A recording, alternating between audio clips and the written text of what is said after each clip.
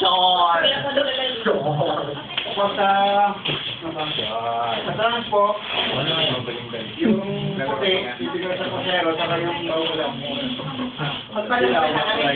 Parang sa tahanan ka ni Karin. Okay na Tuwid, walang pa ka muna, tapos na. Adjourn! Parking, overnight, sa service road pa rin ng daan. Yan. Kailangan may valid ID. Hindi, kahit na wala ba? Oo. Dadotay tayo. Pag Wala na lang, basta sa service road yung daan. Wala na pahinga ngayon, wala na pahinga. Kahit sa parking transport, Meron sinabi kanina. Sinabi kanina. Meron na ulit? Sinabi kanina. Gulot lang yun.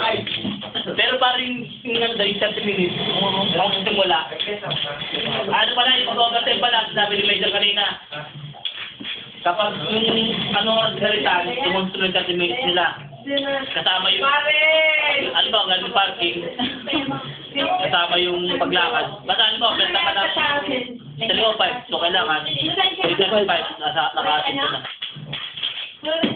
Yung sabi ni Major kanina.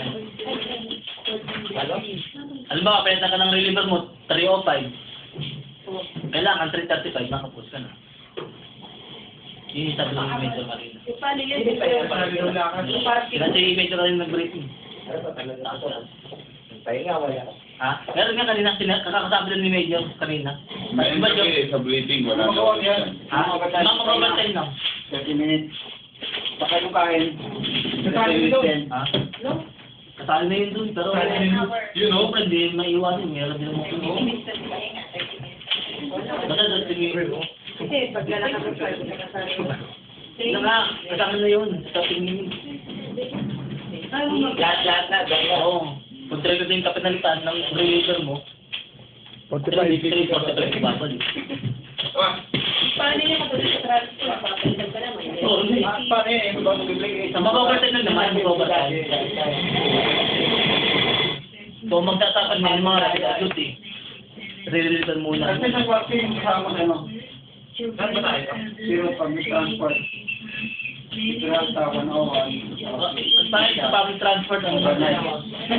May labog na ba tayo? Yung palampasan nilang public transport.